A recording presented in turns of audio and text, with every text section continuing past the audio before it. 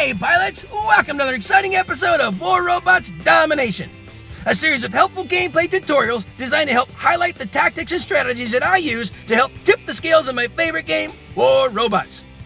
Each episode will feature a handful of battles along with helpful commentary that'll provide insight as to what I'm doing and why I'm doing it. I'm your host, Gotchure Beacons, and I've been playing this awesome game for a few years now, and I've learned a few tricks along the way that I'd love to share with y'all. You'll notice that although my hangar is fairly basic and at lower levels, I've been able to climb it up to Expert League. So I believe that you'll find my tactics will help you do more with less, which can be very helpful with today's economy in the game. I should also mention that this is my second account, so don't let my career profile stats fool you. This is actually my baby account. But it sends a great message to pilots who feel they need to chase the current meta in order to be competitive in battle, because you don't. Wise gameplay can usually overcome any fancy gimmick. A death button is a great example. It can still melt just about any build, and its heritage stems all the way back to nearly the beginning of the game. It's all about knowing when to use it and how to use it. So, without further ado, I invite you to sit back, relax, and enjoy today's episodes while I walk you through my gameplay tactics and share with you my mindset in battle. I hope you find it entertaining, helpful, and fun to watch. I think you will.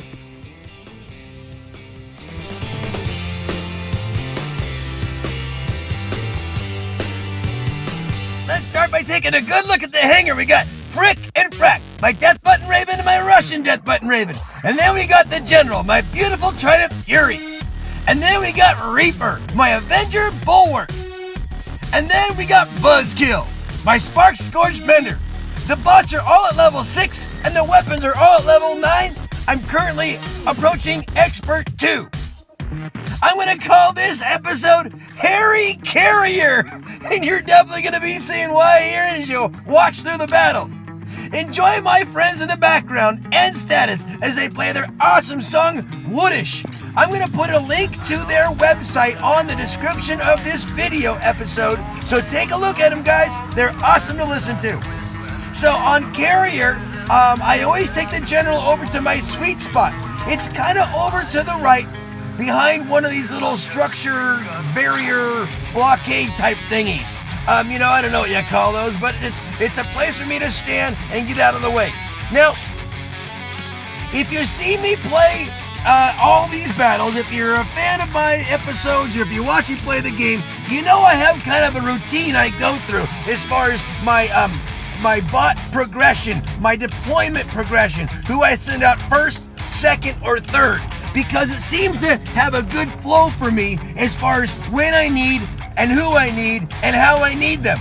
It's amazing though on these battles as I go through them. You would think if I went out the same way every time, they'd all end up kind of the same way. But that's the beauty of this game. No matter how many times you play the same battle, even if you deploy in the same order, it's never the same battle twice. Never, ever, ever. Here goes the General. Now I'm going to take out Frack. He's my Russian Death Button Raven. He's got a 500 meter range. It's better to start out with him because then I've got the longer range to be able to reach into battle and start doing damage before too long, as opposed to Frick, who has the shorter range with his regular Death Button. So I got Frack in here. But as I was saying, no two battles are the same because these aren't AI. This is not artificial intelligence. It's a bunch of different pilots that play differently, and you're never in with the same set of pilots. So that's the beauty of this game. Every battle is different. Every player combination is going to be different, and so you never know what you're going to get. And there goes Frack. Now I'm going to hop into Frick, his twin brother. He's my Death Button Raven, and the double jump lets him get right back into battle. He's got a little more potent punch to him, but a shorter range, so I got to get a little bit closer. By the way, every once in a while, I start getting a little, not triggered, that's not the right word for it. I don't rage quit, I don't get triggered. But every once in a while, I feel like having a little bit of payback. And that Treb, Fury, has been hitting us pretty hard. He's hit me a couple times. He slapped the General pretty hard. He just took out Frack. So you know what? I got your number right here, buddy. You may take me out. I may die doing this, but you know what? I'm going to get up close and personal. Yeah, you better hit a module, because this is going to sting if you don't. Anyway, yeah, I wasted a bot. It's gonna get hairy every once in a while here in this battle. Stick around. So now I'm on my fourth bot. This is Reaper, my Avenger Bulwark. He's got two kinds of shield. One's kind of like an Ansel shield. One's a physical shield. When you drop the Ansel shield, you got the physical shield going. If you think you're going to be facing an energy weapon, definitely put the Ansel shield down, and your physical shield will hold up well. If you got like a Dragoon or a Zeus or a Treb firing at you, drop the Ansel shield. If you start seeing kinetic weapons coming at you, definitely put the Ansel shield up, and that'll last you. By walking around with a physical shield, the Ansel's always ready to push on there and go if I need him. So anyway, but that's the great thing about this battle and this game is every battle's different. No matter how many times I deploy the same guys in the same order, it's always a different battle. This has been kind of a hairy battle if you've noticed it, I gotta get Reaper out of here, man. He's getting to get picked off here. And by the way, I had to hit that Ansel shield to get him going. He's just about taken out, man. He did not last long. They're hopping in a buzzkill. He buzzes and he kills you. He's actually a tough little son of a gun. One of the toughest bots I have. If you have a Mender, you understand. And if you ever watch my introduction to my Hangar, Meet My Hangar, take a look at that video, guys. You'll see a much more up close and personal introduction to my Hangar characters here. But anyway, this battle has been stringing on back and forth. The Reds have done a really good job, but over time, it starts to have a little more texture to the battle. And what's happened here, as you can see, is we have meched them out.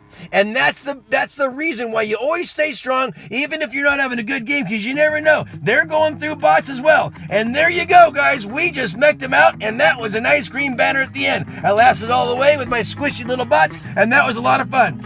Let's take a look at today's pilots on both sides. We have some masters and some experts, I'm expecting. We may even have having a few, some pilots that may not even be ranked yet, because there I am. We're at the beginning of a season, so not everyone's going to have their ranking, but they're probably going to be similar to what they were at the end of last season. So again, I think we're going to be seeing masters and experts. A lot of good pilots on both sides. Everyone knows how to play this game. That's why these battles are always so fun and so different, because you got a lot of different personalities. But hey, if you see your name, thanks for the game. It was a lot of fun. Everyone played well. Peace out, guys. We got a slightly different Hangar for this battle. We got Frick, my Death Button Raven. We got Ripper, my Thunder Carnage. We got Stinger, my Thunder Pinata Strider. We got Reaper, my Avenger Bulwark. And then we got Buzzkill, my Spark Scorch Bender. The bots are all level 6. The weapons are somewhere between 7 and mostly 9.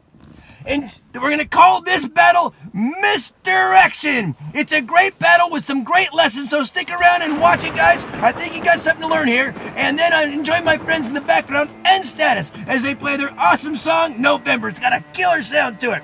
So on Dreadnought, I always open up with Frick. He's got the double jump, which gets him right over here to this beacon, and I can cap it right away. And then kind of see where I want to go, either into the belly of the beast or to the back, depending on where people are going. I'm going to take him into the belly of the beast and kind of see if they need any help down there. It looks like the Reds have already got that center one capped. But we've got a guy challenging him, and I can help take him out.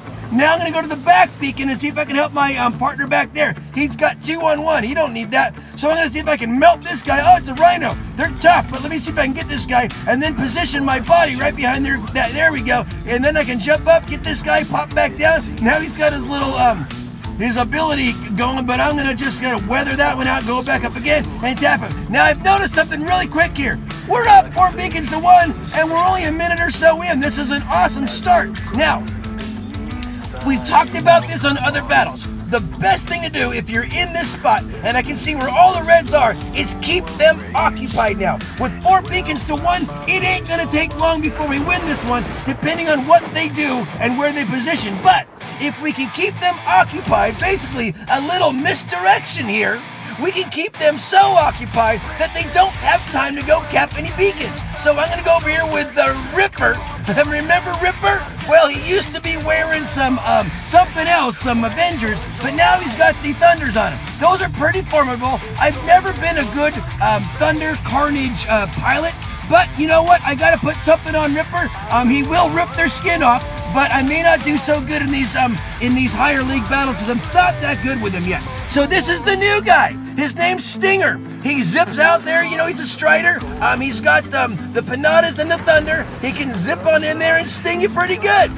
He does okay, but I'm kind of new at him, and he's not that tough. So here he goes. He's already been wiped out. So I'm gonna hop into Reaper, my Avenger Bulwark, and I don't even need to. We had them so busy under the battlefield there that they didn't even know what to do, and that was an easy win. That wasn't even 5 minutes. Hey, let's take a look at the awesome pilots on both sides. This was such a good lesson, though. Keep them busy. If you're up 4 beacons right away and you can keep them busy and misguide them, get them to focus on battling you and keep them away from the beacons, that's going to be an easy peasy lemon squeezy win for you guys. So there you go. Beacon control was so easy on that one just by keeping them busy underneath there. Didn't last long. You don't have to be that tough. So there you go. Hey, if you see your name, thanks for the game. It's a great lesson. Keep an eye on that one. See how that worked out. Maybe watch it again. But that was an easy peasy win, guys. Peace out. Ladies and gentlemen, it gives me great pleasure to introduce to you the boys that make all the noise, my Hangar.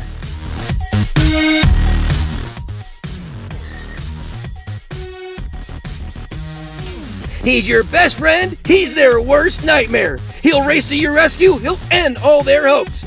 Although he's a twin, he's not like his brother. Compared to him, there is no other. He's the one that will make any red sick. He's the one and only. He's Frick. It can't be overstated that my Pinata Orkin Raven, also known as a Death Button Raven, is a threat to any red that gets within range. Not to mention a phenomenal beacon runner when called upon, making him one of the most valuable and universal builds in my hangar because he can be used in so many situational needs. With his nimble and elusive skills, one-punch knockout arsenal, and unrivaled ability to cover vast distances in a split second, there's rarely a battle where his talents aren't needed. And when he does launch an undeniable attack on an unsuspecting red, they barely have enough time to utter the name of their assailant before their name travels up to the heavens. Oh, Frick!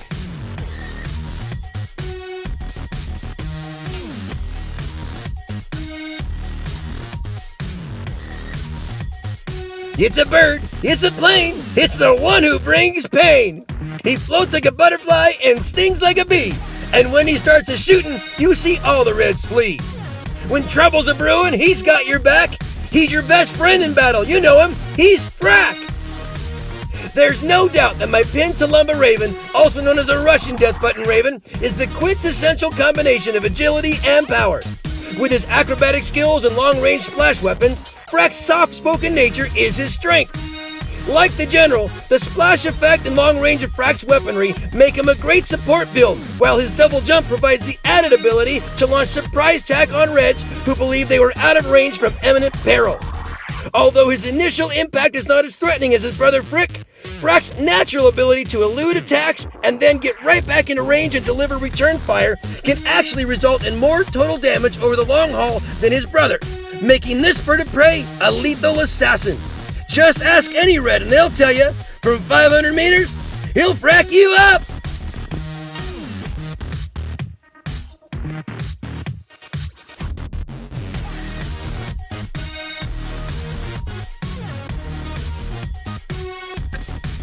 He's big, he's mean, he's a killing machine. You know him, you love him, you rarely see me play a battle without him. He's the one, the only, he's the General. Without question, my beautiful Trident Fury, affectionately known as the General, is one of the most important builds in my hangar. He's my opener on so many maps because he brings so much to the battle. His long-range weapons allow him to join the battle and help the runners long before our brawlers even arrive on the scene. From one of my Fury sweet spots, the General can guard multiple beacons, support skirmish areas, and keep an eye on the flow of the battle. Another amazing gift that many don't realize until it's too late is the General's ability to hide in plain sight. With his top-mounted weapons and mid-chest target point, the General has the deadly ability to use structures around the battlefield as unbreakable shields and eradicate the Reds without risk of return fire. Those who underestimate this lumbering elephant quickly learn, you don't mess around with the General.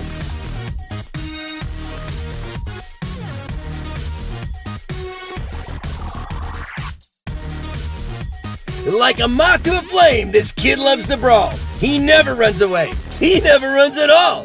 His guns just keep blazing like an endless rain, taking down reds again and again. He's mean to the core, some say much deeper.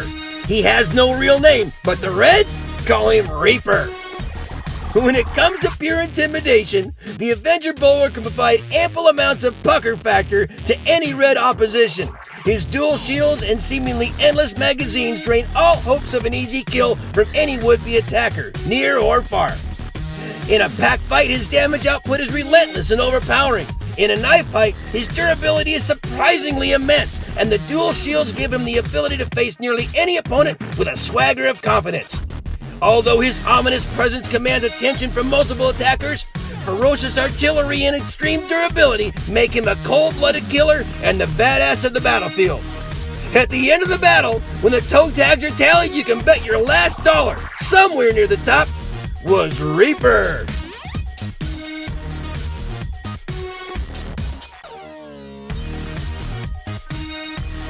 His team thinks he's friendly. He looks very nice. The Reds think he's feeble. The Reds should think twice. He doesn't look tough, but don't let his size fool you. Dismiss this guy's threat, and he's gonna school you. To see this one fight will give you a chill. It's easy to see why they call him Buzzkill. One of the most underrated builds in my hangar, Buzzkill, my Spark Scourge Mender, quickly proves his value within moments of entering any battle. The long-range top-mounted weapons allow him to shoot over the top of lower structures, much like the General, without risk of return fire. But it gets better. His ability to mend others around him as well as himself unlimited amounts of times in battle make him invaluable in closely matched battles where longevity is the key to victory. But it still gets even better. When activated, his mending ability allows him to weather nearly any firefight while dishing back amazing amounts of damage in close-range fights with his high-output energy weaponry. With his added health module update, Buzzkill seems almost unkillable, even to the most formidable foes. So, take your best shot and bring all your skill. Just be ready to dive when you face Buzzkill.